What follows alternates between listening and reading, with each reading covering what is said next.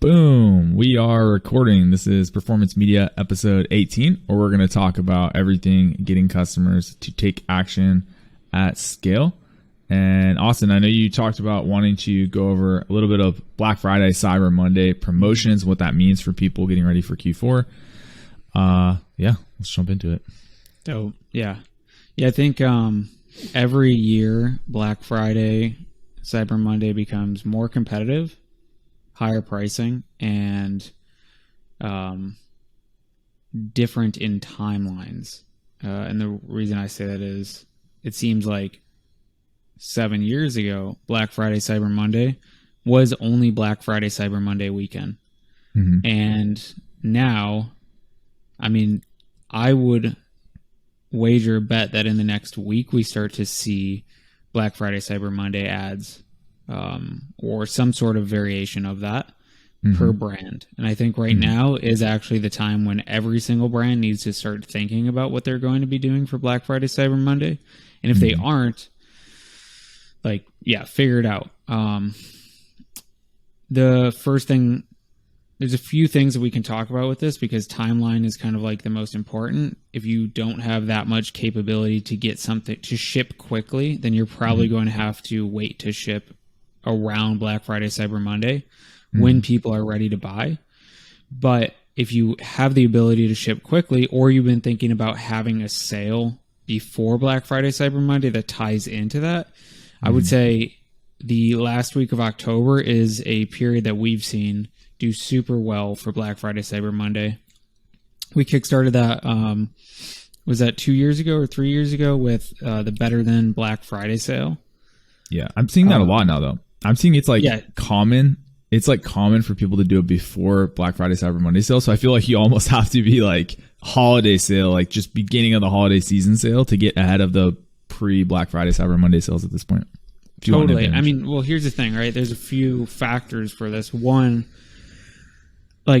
I'm a Black Friday, Cyber Monday shopper. Not that I don't go to a mall. I'm not going to wait in line, things like that. But I do look for all of the SaaS apps for our business. I look for any biohacking tools that I wanted, anything that I know that I'm going to use throughout 2023 this year.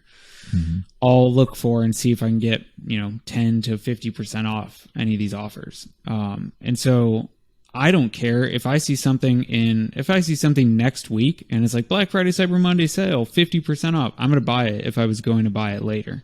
Yeah. And I'll probably be more likely to buy it now than if they did it on Black Friday, Cyber Monday and I already bought 4 other things that I wanted during that time. So I agree with you. I feel it's more of a general holiday sale ideology that we have to look at. And then we also have to think about the fact that when you're entering Google or Facebook's ad auction, mostly Facebook, Instagram, TikTok actually for this, with lower total impressions, no comments or feedback or engagement on these ads. Let's say you're just launching them, Wednesday, and Black Friday, Cyber Monday period is Thursday, Friday, Saturday, Sunday, Monday. You're likely going to get pummeled in the ad auction, because there's no way for your ad to compete showing historical data that it is something that actually has good engagement. Now, if you launch holiday ads, let's say the last week of October, and you give them 3 weeks to run, you're accumulating sales during that time. Maybe it's more generalized language, or maybe you're just running the same deal you're going to run during Black Friday, Cyber Monday, or it's just something super general, like get the best deal of the year. And something like that for 3-4 weeks, that ad is probably going to outcompete all the other ads that you're going to launch and that most of your competitors will launch, because of the fact that it's going to have tons of engagement. It's going to be ranked highly by Facebook's ad auction because you're actually getting conversions, and it's going to be something that you can actually test before launching or before using on Black Friday, Cyber Monday period. So there's a lot of ways to think about it. Definitely launching with those early sales is the new regular Black Friday, Cyber Monday. It's almost like how with cars, you buy the 2023 and 2022, and somehow the year keeps getting changed where it doesn't make sense. And in 10 years, we're going to be buying the 2035 car in 2033. 10 years ahead. Yeah. Yeah. This is Yeah, it's super this is also interesting. for smaller business owners too. Because if you're someone who can just afford to outbid for all the placements you need for Black Friday, Cyber Monday, that's fine. We're just talking about another way to get an advantage if you're not going to be able to push other people out of the ad auction, is to have some ads with some social proof going into the actual Black Friday, Cyber Monday period for the ad auctions with comments on the ads, impressions. Yeah. And if you're a bigger brand, maybe right now what you're doing is getting tons of video views, tons of engagement. You're trying to build up a remarketing list that is massive of people who've interacted with your brand 2, 3, 4 times. So you're still going for impressions. Maybe you're not driving that direct Black Friday sale yet, but as long as you have that warmer marketing audience who knows who you are, you're going to do much better than if you're just trying to buy cold traffic during Black Friday, Cyber Monday season, since that typically is very, very competitive. And most people during Black Friday, Cyber Monday default to brands that they already know and are looking for deals for things that they would otherwise be buying, or things that they've been thinking about buying at some point in time. And now this deal is irresistible. I have to buy it now. Yeah, totally. And what do you think about the brands that are saying, we're just going to opt out, we're not going to do any Q4 promotions, it's too expensive, there's no point? What would you suggest? Yeah, I mean, this is so it's super interesting, right? Because we work mostly with pretty conscious brands, and I'm well aware of like rampant consumerism being a horrible thing for humans, just because we're just outputting tons of stuff without creating. But there's a caveat to that. If you created a business where you think your product can actually do change, and during one of the easiest times to get in front of new customers or to help impact your current loyal customers and to give them an incentive during this period of time, and you're not doing it, to me that seems counterintuitive to what you would want to have happen, which is, I want more people to use my product. I want to be in everybody's hands because I know this is something that's good for people. I mean, I talk about this all the time. It's like when there's a founder and there's a brand, and the founder doesn't want to run ads as the founder about the brand, it really doesn't make any sense to me, because the founder is supposed to be on rooftops shouting about his product because he wants every single person to know what they've created. On the other hand, if you're just building widgets and things like that, okay, whatever, I get it, right? You probably don't want to stand behind your product.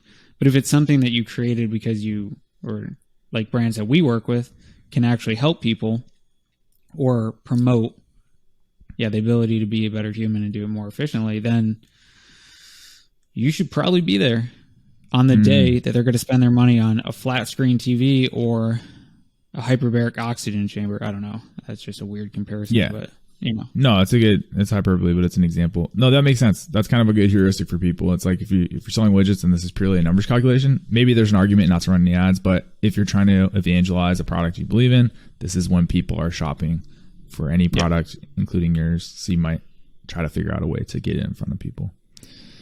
Exactly. Yeah, for better or worse, it's just, that's what ads cost around the holidays. Man, I know there's so many different strategies, and so much of this depends on the size of the company and the percentage of budget for marketing that's going towards like digital customer acquisition on these channels. So it's definitely, I feel like anything else that you can give people that's like a good heuristic, think about how to design their campaigns, how early they want to go. Yeah. I would say the last thing would be get your influencers ready for this period of time. Oh, yes. I am such a... I used to be, not as much now because I know who I follow, but back in the day, I would wait for like Tim Ferriss to put out his like list of what I'm buying for the holidays, or like Ben Greenfield did a similar thing, like the top 10 gadgets for this holiday. And I'd look for those lists to look for what I was going to buy. Now, definitely get on those lists because one, they are normally paid, or, you know, you got to work something out with the influencer to get on those lists. But two, people do look for more than anywhere else other people for what they want for the holidays. Like that is like you think about any movie where it's like the kid wants something for Christmas. It's always because his friends got it. It's the cool new thing that this actor's repping or whatever that is. This is the time. So get in front of people with the influencers, do the influencer whitelisting promotion strategy on Facebook, Instagram, TikTok, and crush it. I mean, that's should be one of the easiest things. Just prep your influencers now, not in a month when you only have 2 when they're weeks already left. inundated with creative requests. And this totally reminded me about, oh my gosh, in addition to the influencers, the affiliates. So I remember, this is a great example, Austin, is we were working with a company, Handground, who we kept looking at their Google Analytics, and there was all this traffic. Some of it was saying direct, but there was this weird trends with it. We finally found out that there was one affiliate that was driving it must have been over 50% of what we thought was their direct traffic. And so if you have any affiliates that you're seeing are consistently driving traffic, reaching out to those people to see if you can get on, if they're going to release any holiday bests lists, especially if you're in a very specific industry. Like an example would be coffee. If you're already on some best types of coffee lists and these high traffic sites are going to be releasing holiday lists, any of your affiliates, reach out to them and ask if you can get on those promotions. Can I be on those lists? What do I have to do to make it on your list? Because those can be so tremendous in the holidays when people are releasing their gift lists. It doesn't even have to be an influencer, just a site, like an authority site in your space that's doing it. If you can do any outreach, have existing relationships with those people, that's another option if you really, really don't want to pay for ads. Yeah, totally. But pay for ads. Competitive time. Yeah. Yeah. Amazing. I know we had a couple other topics. Did you want to go over the tracking issue? I know there was another issue. Tracking is always an ongoing problem, but this was kind of a different point of view you had.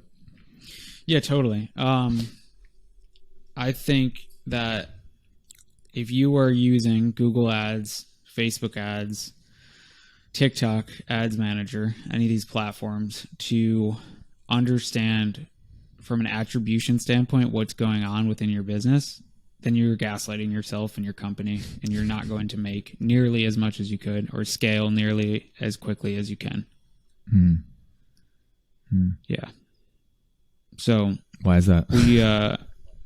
Yeah, totally. No, I'm going to dive into a few examples. So recently we did an audit for a company, and one of the most immediate identifications that we had is they're just using these platform attribution tools to measure total volume of sales and revenue and how well all their ads are performing, while spending mid 6 figures a month on ads.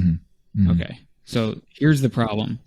When you start to then change the attribution settings that any of these platforms are using. So for instance, Facebook, you can't natively do it on the platform. So I use Google Data Studio and I pull all the data in, and then I create separate pages and I sort by 7-day click, 1-day view, 1-day click, 7-day click, just to see what that looks like. Now, for instance, with this business, we went from about a 2 ROAS almost on a lot of spend with 7-day click, 1-day view, to 7-day click being about a 0.5 ROAS, and then 1-day click being a 0.2 ROAS. Yep. And so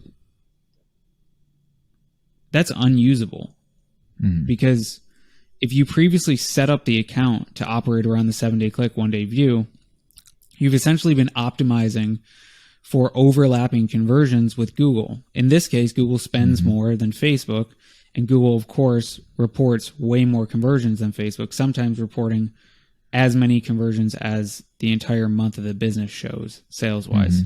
And so very quickly you become, you get to see, Facebook and Google are claiming they're both having the same conversion over and over again.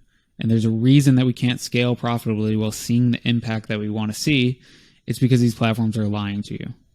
And so, the easiest way to get around this, or not necessarily get around it, but get a secondary viewpoint into what's going on, is to set up an alternate tracking solution. Triple Whale, Northbeam, Hyros, they're pretty much out of the box. Your teams will onboard you. They get you set up really quickly. And then you get to see a secondary standpoint of what's going on. And similarly, having a quiz, or not a quiz, but a survey, 1 to 2 questions post-purchase, where you're either using a methodology that changes what the first 3 or 4 answers of the quiz are, so they're not always at the top, so they're not always getting all the responses, or you're using open-ended with a required submission in order to press the submit button, so that you can begin to actually track how people say that they found you, instead of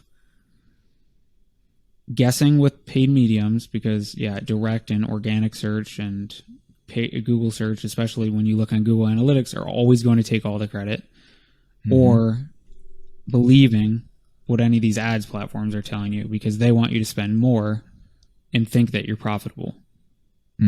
I think there's like two things to highlight real quick with the post-purchase surveys or the customer-based attribution. A lot of people argue and say that like that's not accurate. People might not know. We brought this up. People are not incentivized to lie to you there. But the other reason is, I know we've talked about a lot of Chris Walker's content because he has a few points he harps on with attribution that are like amazing that he just goes hard on. One of them is the idea of dark social, but platforms that don't lend themselves well to quantitative data analytics, things like podcasts. There's not a lot of great ways to track listens to other actions people are taking in your brand. So especially for those types of channels, the other one he mentions, maybe not as important in the direct-to-consumer space, is people sharing things in mediums like Slack, but definitely sharing things over SMS, WhatsApp that you're sharing with your friends and just discussions you're having. What he would call dark social would be places that things are getting shared that are untrackable right now with quantitative data analytics. That's one problem, and you can easily help that problem move towards getting solved just by doing the post-purchase attribution survey. The other one that you brought up, Austin, the problem with quantitative data attribution solutions. First of all, a lot of them don't track across devices. So some of the old ones, like old Google Analytics, I have to look into the attribution system that GA4 uses, is based on user sessions in a browser, which is already hard enough to do across different domains, but it makes it even more difficult when it's cross devices. It's nearly impossible. So a lot of the platforms that you use for ads might solve this because they can track people across devices, but the problem is there's no deduplication on the back end. So we always recommend people using something like Triple Whale, Hyros, one of these third-party tools, because they have simple ways to help with the process of deduplication between platforms, meaning just the simplest example, Google and Facebook ads running, they're not going to be taking credit for the same sales on most of these third-party platforms. They do that reasonably well.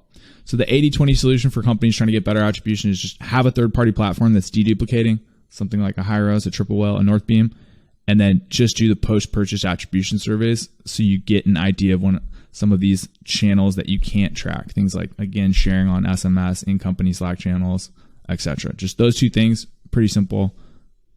Shouldn't be a problem for most companies. Yep. Yeah, dial in your attribution. Stop believing Facebook, Google, Apple, TikTok, Amazon. Amazon's hard, though. I don't think there's a secondary solution there. Yeah. I don't know if there is. Although, I know they just recently did that crazy affiliate promotion deal that you were talking about, where you can like get 7 days worth of sales attributed for anybody you drive traffic to. That's so interesting. Insane. Yeah. Okay. I'm looking at these posts. Did you have anything else with not gaslighting yourself with tracking you wanted to go over? I know that was like a big recent issue with a lot of clients. No, I think that's great. Okay. The other two posts that I had go up this week, probably the one that most people responded best to was the DTC brands getting destroyed by DWC incumbents. And this was interesting to me because it was written by a guy, Nicholas Ling, who's co-founder of Pattern Brands, who he talks all about building companies with customers.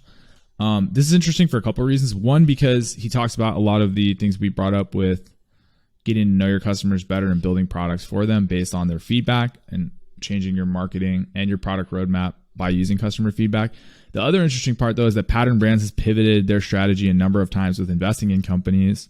I know at first they were growing a lot of brands in-house, brands that had an ecosystem that fed off each other. They had a lot of home good products they were selling, where the idea was a customer that was a fan of one of these high-end home good products would likely also be a fan of other products.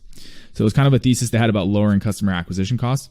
Since then, I know they've kind of transitioned to buying companies that are already being built. So they've changed their strategy a little bit since they wrote this, but I still agree with the overall premise, which is that direct-to-consumer is really transitioning to a point where you can't just advertise to people and arbitrage advertising opportunities to get quick sales online without building up a relationship with the customers. And some of the best ways to do that, I always talk about Video Ask, which is a survey tool that you can use to survey customers with a video from a founder or someone on your team, asking them prompted questions, just like a type form, but with video, where they have the option to respond in text, audio, or video. So it's like a quick way to start building an asynchronous video communication with customers. I realized after, because of some of the comments I got, that people thought I was saying to do that with all of your customers. And as you know, we've talked to some of the clients about, you're only doing this with your top 250 to 1,000 customers, asking them if they'd be interested in participating. Of those people, only a small percentage are going to participate. But from what I've seen, the little bit of, surveying we've done of those smaller segments of customers, we've got some amazing responses in terms of use cases we just didn't expect for people with products that really help to inform marketing. So the more you can do that, talking to your best customers in any way, even if it's just figuring out a way to reach out to them. I've seen some other companies talking about even reaching out in like WhatsApp DMs. I haven't tried that yet, but I definitely think that's interesting. The one that is most interesting though is trying to build a community. And I know you thought a lot about this because you were pretty heavily participating in a bunch of Web3 companies as they were starting up this last part of the crypto bull run. What do you think? I know I've asked this to you a million times. What do you think D2C companies can do to start building a real community similar to what you saw in the Web3 space where people are heavily interacting? Is that possible? I think it is. I think first, get your top 250 to 1,000 people and probably survey them on which apps they use most. So Telegram, Discord, I guess WhatsApp is fine. Facebook groups. I don't know. I don't think Instagram has group functionality yet. Circle, which is like another one of these group apps. Determine where they already are, because you're just going to take the majority or the highest percent of who uses what. Just build a group there and label it as like alpha testers, beta testers, whatever. Make the people feel special, and then start to propose ideas in there and really get a dialogue with the right people and have them start to also propose ideas and to start to become active members of the community. And what you'll probably find is not only will they help design where the business should go from a standpoint of, hey, these are the top products that like the majority of us want to see, but they'll also probably have connections to potential suppliers and people who actually make similar type things. And two, they will be the customers for the thing that they're helping to build. And that gives you let's say 250, 1,000, let's say 5,000 customers for whatever this new product is out of the gate. So it's, number one thing is figure out where they like to be, because we're not trying to create more friction and pull all these people on a new platform and teach them a platform that's not our business. And then make it a fun, engaging place that they can feel the recognition that they want to have and deserve for being such a rabid fan within your business. Yep. Yeah. No, that's so important. This is what I was talking about in the next post I did, which was talking about developing a point of view for your market with your customers. And when I was talking about that, again, it seemed like people thought I was telling them that most people would want to be a part of this community. Again, people you would even be inviting to a community like this would maybe be 10% of your customers. And of those 10%, maybe 10% of those are going to want to join this community. So we're talking about like 1% of your customers here that would be invited and then willing to engage with you in this type of interaction. But of those people, they're super happy to, again, get the recognition, because if they really like your product and you're telling them and you're serious about using their feedback for your product roadmap and for your marketing, like people are going to care about that. And so the last point was just the question you should be asking yourself as a marketer, which is just, how much do you want to actually know about your customers? And then if you do, just sitting with the question of how can I learn more about them? Like what tools, what ways of doing this can I use? Because it's likely there's some product out there. Video Ask is just an example I'm recently obsessed with, but there's some product out there some SaaS creator has made to fulfill that exact route of learning about your customers that you're thinking about. Likely there's something out there, some tool you can use. And if you just sit and think about like who are my customers, what's the best way to interact with them, like based on what I know about them, how would they actually want to interact with me in a question, an interview, some sort of format, there's going to be a way that's easy, it's low hanging fruit that you can learn more about them that can inform your marketing. And that's like the most reliable way to get lower CPAs on all mediums, is to figure that out and then incorporate that into your marketing. So that's kind of another little thing for Black Friday, Cyber Monday. If you haven't taken advantage of that, it might make your marketing, more effective even than just figuring out some promotions for the holidays. Yeah. Yeah. I mean, I know that me and you know this, but a lot of like health and wellness brands, for instance, will have Facebook groups if they have some sort of info product that's associated with the brand as well. And almost always people within that group want to share video testimonials and videos about what they've done, or photos about their progress, or things along those natures. So there's, the simplest place that you can go where all your customers are. Everybody's going to be on Facebook. That's pretty much like, honestly, a given now. There's 3 billion humans on Facebook, but it's just, will they use Facebook? That's kind of what you have to determine. Sophistication of user, right? If you got a ton of gamers, they'll use Discord. And maybe there's more of a community for the general user being built on Discord. I love that personally, but it becomes a difficult to learn thing if your age demographic is 45 to 65 plus, rural United States moms. It's going to be pretty difficult to onboard all these people to Discord and teach them how to verify themselves and do all this stuff. Yeah. So figuring that out, like you said, where they're already hanging out is a good one. Yeah. And that's interesting. I feel like those older demographics too, just figuring out that how you can get a similar level of engagement to what you saw with, again, like gamers and Web3 communities. That's such a huge problem in itself to solve. Like, I'm sure somebody will figure a business out just based on figuring that question out. Totally. Yeah. Nice. Any other topics you want to go over today? I know those are the articles. I know this was a short episode today, but what else you got? No, I feel like that's everything fresh in the mind right now.